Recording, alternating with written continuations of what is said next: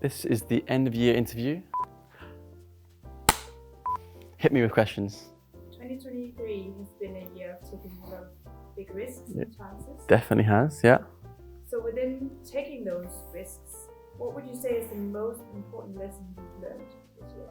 The lesson this year has been that there's always a way to do something, and I think that originally with Coho we set out to make it this big extravagant studio, right? This place where thousands of startups straight away can make content in this glamorous studio, and that would have cost millions of krona to start. But we didn't have millions of krona to start with, so the biggest lesson there was just to find a way, find perspective, and figure out how to do it bootstrapped, low cost, and test it. I came to one team meeting one moment and then just pitched the idea to the team and said, this is something we should just implement. Why wouldn't we? And everyone in the team just took it so positively and were so motivated by the idea of it, even though it was, you know, no one's doing this. There's no proof really that in Denmark this is going to work.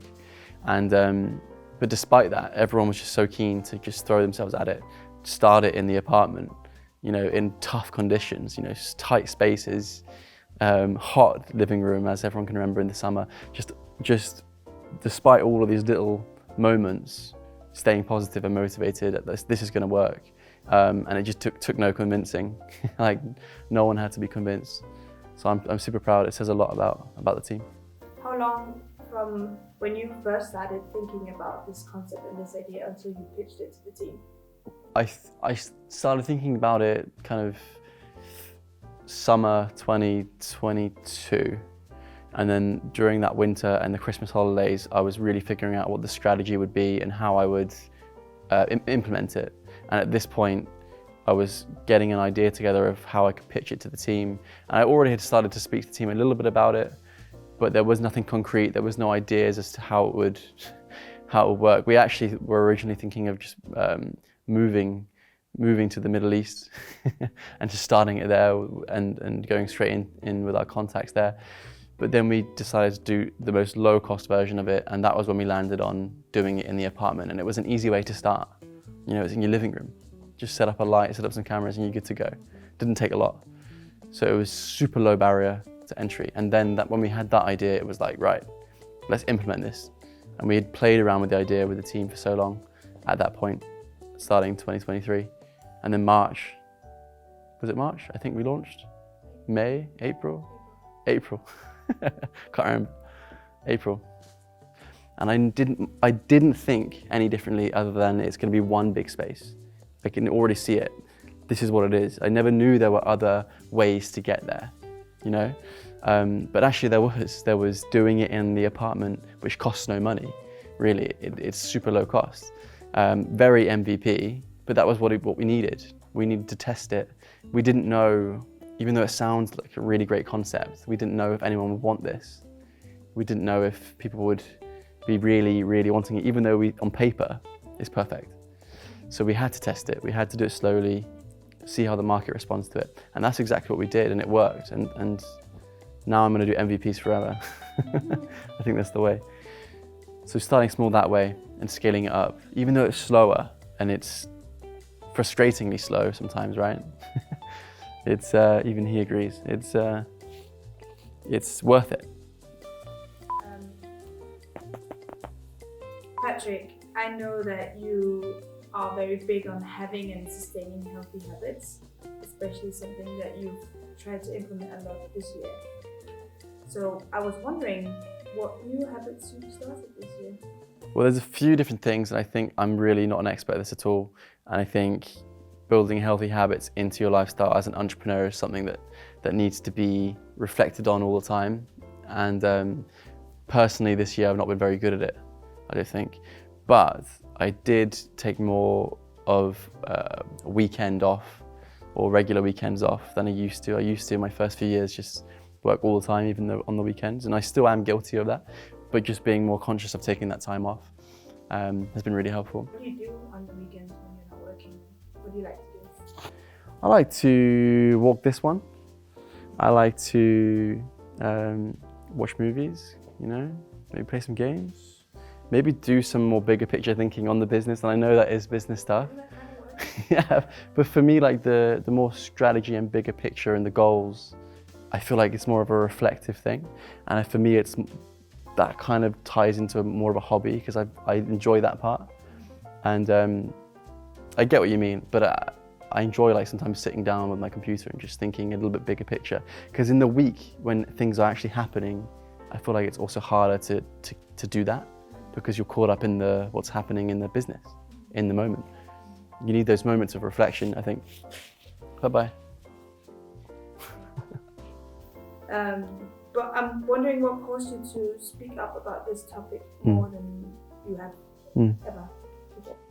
Well, I think from a personal note, I think it's been a really busy and chaotic year in the sense that we've built sort of basically two businesses happening simultaneously. And through that, and the team is scaled and so many things have happened on an entrepreneurial level that I feel like I've kind of semi-experienced burnout a couple of times. And I didn't really experience it before, so I was kind of like unsure of what it was. But there was just like weekdays or weekends where there was a lot happening, and I feel like I've got a fairly good level of, I can take a lot of pressure and stress, but there were moments where I was like almost like paralyzed. I think that's how I would describe it, kind of just paralyzed, like mentally, just like what do you do? I think that for me was burnout, and now I'm more aware of what that feels like. I'm more aware of noticing it when I see the signs and kind of learning to just relax more.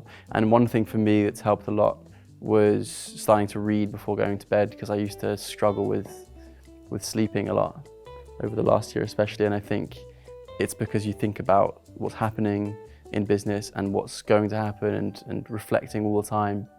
You get into this cycle and you can't stop. It's just, you know, I went on a retreat this year for founders to become better leaders, and we all got so close and we all opened up to each other so much that we would leave these weekends feeling so relaxed, and like a weight has come off our shoulders because we've managed to talk to another founder that can relate with what we're doing and going through. And everyone felt the same. And it was all coming down to having this outlet, this output, where you can talk to someone. Could be a psychiatrist, could be a founder, just someone that relates to it, and just talking to someone is so helpful. So I think seeing that also made me realize that, oh my God, every founder is going through the same thing, and they all need someone to talk to, and we're throwing this event, mental health event, and everyone is saying how it's a great topic, it's close to their heart. Every founder is saying the same thing. It's close to their heart. But what does that really tell you? It means that mental health is really personal for them. It means that they are conscious of it and they are affected by it. So we're all going through it. And I think that it needs to be recognized. So that's why I want to do more of it. Are there any specific skills you would like to learn in 2024? I actually talked to you about this earlier. Because there's a swimming pool next to the studio, I've always thought about just being a stronger swimmer, because I often go back to Bournemouth where my parents live and we go swimming in the sea, and my dad is just a machine. He's like mid-60s and he can just swim across these waves for just miles, and I have to keep up with him when we go out. Is there anything in particular that has energized you this year? From a business perspective, I suppose seeing that the growth of what we're doing is possible, and the going from, like I said, apartment to an actual studio, and then thinking of the future, seeing the number of members growing, seeing the team growing, and just seeing the demand for what we're creating evolve, and the feedback we've gotten has just been really positive. So I think all of that really energizes me personally for the year ahead and the direction we're going in, for sure. What did you learn about yourself this year? Definitely learned or more aware that I can handle more pressure, because 4V Films production's happening at the same time as Coho, and making Coho work and scaling a team, becoming a leader, all happened this year, and I feel like we've done it for the off part pretty successfully without burning out yet. So I feel like to some extent I can handle a bit of pressure there. So I think we should talk a bit about the year we have ahead of us, 2024. Yes. What would you like to accomplish? Well, Coho, Matt, it's going to be a big year. I think we're aiming for 50 members by the end of next year. Hopefully maybe 100 if we can reach that, but 50 is the goal. And then throw a lot more events, do a lot more for the ecosystem, more panel debates, more parties, more fun things for founders. And just make Coho the community to be part of. Yes, sir. Okay. Answering some questions. Thank you for having me. It's been such a pleasure. We'll see you again in 2024, hopefully. For end of year in 2024? Yeah. Is this going to be like an annual Billie thing? Eilish kind of thing. Damn.